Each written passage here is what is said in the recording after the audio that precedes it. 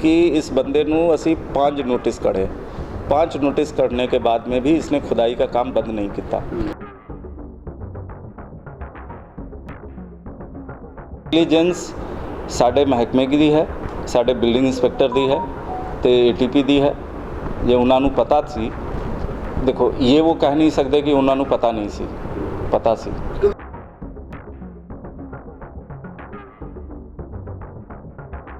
Technically ये पूछना चाहते हो कि नक्शा अप्रूव है कि नहीं? टेक्निकली एक नक्शा अप्रूव नहीं है।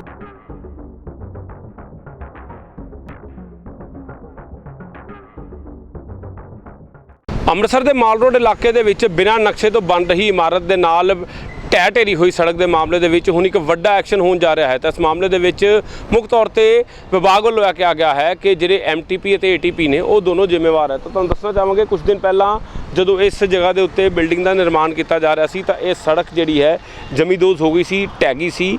ਔਰ ਇਸ ਦੇ ਵਿੱਚ ਹੁਣ ਸਭ ਤੋਂ ਵੱਡੀ ਗੱਲ ਇਹ ਸਾਹਮਣੇ ਆਈ ਹੈ ਕਿ ਜਿਹੜੀ ਬਿਲਡਿੰਗ ਤੁਸੀਂ ਇਸ ਵੇਲੇ ਦੇਖ ਰਹੇ ਹੋ, ਇਸ ਦੀ ਜਿਹੜੀ ਖੁਦਾਈ ਹੈ ਉਹ ਨਜਾਇਜ਼ ਤੌਰ ਤੇ ਕੀਤੀ ਗਈ ਸੀ ਅਤੇ ਇਸ ਦਾ ਕੋਈ ਵੀ ਨਕਸ਼ਾ ਪਾਸ ਨਹੀਂ ਸੀ ਕੀਤਾ ਗਿਆ। ਲੇਕਿਨ ਨਕਸ਼ਾ ਪਾਸ ਨਾ ਹੋਣ ਦੇ ਬਾਵਜੂਦ ਵੀ ਤੁਸੀਂ ਦੇਖ ਸਕਦੇ ਹੋ ਕਿ ਕਿੱਡੀ ਵੱਡੀ ਖੁਦਾਈ ਜਿਹੜੀ ਹੈ ਇਸ ਪੂਰੀ ਇਮਾਰਤ ਦੀ ਕਰ ਦਿੱਤੀ ਗਈ ਸੀ। ਤਾਂ ਇਸ ਦੇ ਵਿੱਚ ਦੱਸਿਆ ਜਾ ਰਿਹਾ ਹੈ ਕਿ ਵਿਭਾਗ ਵੱਲੋਂ 5 ਵਾਰ ਨੋਟਿਸ ਜਿਹੜਾ ਹੈ ਉਹ ਕੱਢਿਆ ਗਿਆ। 5 ਵਾਰ ਨੋਟਿਸ ਜਿਹੜਾ ਹੈ ਉਹ ਇਸ ਬਿਲਡਿੰਗ ਦੇ ਜਿਹੜੇ ਕੰਸਟਰਕਸ਼ਨ ਦਾ ਕੰਮ ਕਰ ਰਹੇ ਨੇ ਉਹਨਾਂ ਨੂੰ ਕੱਢਿਆ ਗਿਆ, ਲੇਕਿਨ ਉਹਨਾਂ ਨੇ ਕੋਈ ਸੁਣਵਾਈ ਨਹੀਂ ਕੀਤੀ ਔਰ ਉਲਟਾ ਜਿਹੜਾ ਹੈ ਨਿਰਮਾਣ ਕਰਨਾ ਸ਼ੁਰੂ ਕਰਤਾ। ਜਿਸ ਤੋਂ ਬਾਅਦ ਇਹ ਸੜਕ ਜਿਹੜੀ ਤੁਸੀਂ ਇਸ ਵੇਲੇ ਆਪਣੀ TV ਸਕਰੀਨ ਤੇ ਦੇਖ ਰਹੇ ਹੋ, ਤੁਸੀਂ ਦੇਖ ਰਹੇ ਹੋ ਵੱਡੀ ਸੜਕ ਹੈ ਜਿਹੜੀ ਮੇਨ ਕਨੈਕਟਡ ਸੜਕ ਹੈ, ਉਹ ਜਦੋਂ ਆ ਰਹੀ ਸੀ ਤੇ ਇਸ ਜਗ੍ਹਾ ਤੋਂ ਆ ਕੇ ਉਹ ਢਹਿ ਢੇਰੀ ਹੋ ਜਾਂਦੀ ਹੈ, ਧੱਸ ਜਾਂਦੀ ਹੈ ਤਾਂ ਉਸ ਦੇ ਨਾਲ ਖਾਸਾ ਨੁਕਸਾਨ ਹੁੰਦਾ ਤਾਂ ਪੂਰੇ ਇਲਾਕੇ ਦਾ ਸੀਵਰੇਜ ਕਨੈਕਸ਼ਨ ਕੱਟਿਆ ਜਾ ਰਿਹਾ ਹੈ। ਤਾਂ ਉਸ ਤੋਂ ਬਾਅਦ ਹੁਣ ਸੀਵਰੇਜ ਨੂੰ ਚਾਲੂ ਕਰਨ ਦਾ ਕੰਮ ਕੀਤਾ ਜਾ ਰਿਹਾ ਹੈ। ਤੇ ਇਸ ਮਾਮਲੇ ਦੇ ਵਿੱਚ ਅੱਜ ਅਸੀਂ ਮੁਲਾਕਾਤ ਜਿਹੜੀ ਹੈ ਅੰਮ੍ਰਿਤਸਰ ਦੇ ਮਿਊਨਿਸਪਲ ਕਾਰਪੋਰੇਸ਼ਨ ਦੇ ਕਮਿਸ਼ਨਰ ਨਾਲ ਕੀਤੀ ਤਾਂ ਉਸਨੇ ਦੱਸਿਆ ਕਿ ਇਹ ਇੱਕ ਇਲੀਗਲ ਤੌਰ ਦੇ ਉੱਤੇ ਸਾਰੀ ਜਿਹੜੀ ਹੈ ਬਿਲਡਿੰਗ ਕੀਤੀ ਜਾ ਰਹੀ ਸੀ, ਖੁਦਾਈ ਕੀਤੀ ਜਾ ਰਹੀ ਸੀ, ਜਿਸ ਕਰਕੇ ਜਿਹੜਾ ਹੈ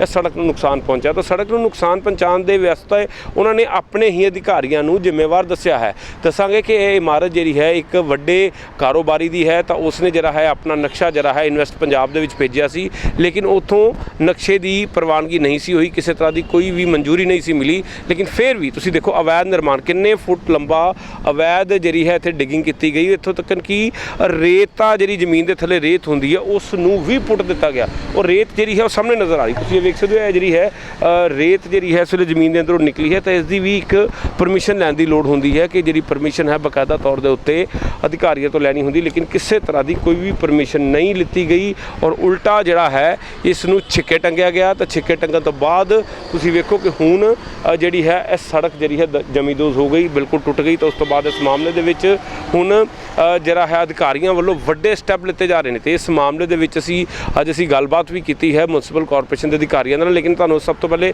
ਸੜਕ ਦੱਸ ਰਹੇ ਹਾਂ। ਤੇ ਜਿਹੜੀ ਸੜਕ ਦੀ ਭਰਪਾਈ ਜਿਹੜੀ ਹੈ ਉਹ ਹੁਣ ਜਿਹੜਾ ਹੈ ਇਸ ਜਿਹੜਾ ਕੰਸਟਰਕਸ਼ਨ ਦਾ ਕੰਮ ਕਰ ਰਹੇ ਉਹਨਾਂ ਵੱਲੋਂ ਕੀਤੀ ਜਾਏਗੀ। ਆਓ ਜਾਣਦੇ ਹਾਂ ਕੀ ਕਹਿਣਾ ਇਸ ਮਾਮਲੇ ਦੇ ਵਿੱਚ ਕਾਰਪੋਰੇਸ਼ਨ ਦੇ ਅਧਿਕਾਰੀਆਂ ਦਾ। पहली गल ये हुई कि इस बंदे नूं असी 5 नोटिस कढ़े, 5 नोटिस कढ़ने के बाद में भी इसने खुदाई का काम बंद नहीं किया। बंद ना करने के कारण खुदाई करते करते सीवर दा पाइप डैमेज हुआ।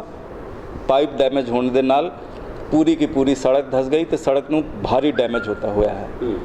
तो असी 2 एक्शन जॉइंट कमिश्नर साहब ने प्रपोज किया है सानू। पहला एक्शन ये करेंगे कि जो बिल्डिंग इंस्पैक्टर है इसके खिलाफ डिसिप्लिनरी एक्शन ਲਈ ਅਸੀਂ प्रिंसिपल सैकटरी लोकल गवर्नमेंट ਨੂੰ लिखा जा रहा है। तो प्रपोज ਅਸੀਂ ये कर रहे हैं कि ਇਹਨੂੰ तुरंत सस्पेंड किया जाए, नंबर 1। तो जे बंदा साडा क्वेश्चन विच है इसके खिलाफ FIR दर्ज करने के आदेश शाम तक ਅਸੀਂ कर देंगे। बिल्डिंग इंस्पेक्टर थे ना, बिल्डिंग इंस्पेक्टर नहीं, जिस बंदे ने सीवरेज की पाइप हमारी डैमेज की है वो बंदा जो बिल्डर है कि सरकारी जो भी सरकारी अधिकारी है, जो सरकार का जो भी हुक्म है, अगर सरकारी अधिकारी कोई भी हुक्म जारी करता है जो कोई बंदा उसकी पालना नहीं करता है तो एक समय के बाद में असी FIR कर सकते हैं। सर एक कारण की रहा है नेगलिजेंसी कैसे आ गई? नेगलिजेंस साडे महकमे की है, साडे बिल्डिंग इंस्पैक्टर दी है तो ATP दी है। जे उन्होंने पता सी, देखो ये वो कह नहीं सकते कि उन्होंने पता नहीं सी, पता सी, क्योंकि पिछले 4-5 महीने तो काम चल रहा है। 5 ਨੋਟਿਸ ਕੱਢੇ हैं तो पता तो था 110% पता सी कि इन्हों की खुदाई हो रही है, गलत खुदाई हो रही है। तो बंदे दे CLU में असी इसका CLU ऑटो जंप हो के अप्रूव हो गया सी जनवरी विच। असी दोबारा भेजा कि इनू असी अप्रूव करना है तो असी CLU की फ़ी नहीं छड़ना चाहते। तो सरकार तो प्रवानगी लिए लिखा हुआ है कि CLU दे 1.5 करोड़ रुपए अप्रॉक्सीमेटली उन्ने ही है तो इन्हें जमा कराए जान तो सानू सर एक जी गल आ रही कि इन्वेस्ट पंजाब के तहत इन्होंने अप्रूवल रिजेक्ट हो गई। नहीं रिजेक्ट नहीं हुई वो ऑटो नहीं होया। ना ना ना ना देखो जी इंदा होता है कि पोर्टल विच जे मान लिया उस वेले कमिश्नर नहीं सी, जनवरी की गल है या दिसंबर की गल है, कमिश्नर साहब उस समय जो होंगे तो अपना पोर्टल नहीं देख पाए होंगे तो ये ऑटो अप्रूव हो गया। ऑटो अप्रूव मीन्स पोर्टल अपने आप अप्रूव कर देता है। तो एक लिमिटेड टाइम पे जैसे मैं क्या करता हूँ कि रोज़ शाम को एक बार चेक कर लेता हूँ कि कोई हमारे पास एप्लीकेशन तो नहीं पेंडिंग है। जो एप्लीकेशन पेंडिंग होती है तो तुरंत कार्रवाई कर देते हैं उसके ऊपर। अप्रूव करना हुआ अप्रूव कर दिया, रिजेक्ट करना हुआ रिजेक्ट कर दिया, जो लेकिन कार्रवाई पूरी कर देते हैं कि वो ऑटो जंप ना कर जाए। उस समय इसकी एप्लीकेशन खुदा न खास्ता किमें हुई लेकिन ऑटो जंप हो गई। ऑटो जंप होने के बाद असी इन्होंने कहा कि नहीं इन्ना बड़ा प्रोजेक्ट असी ऑटो जंप करा के अप्रूव नहीं करा सकते, तुसी दोबारा अप्लाई करो।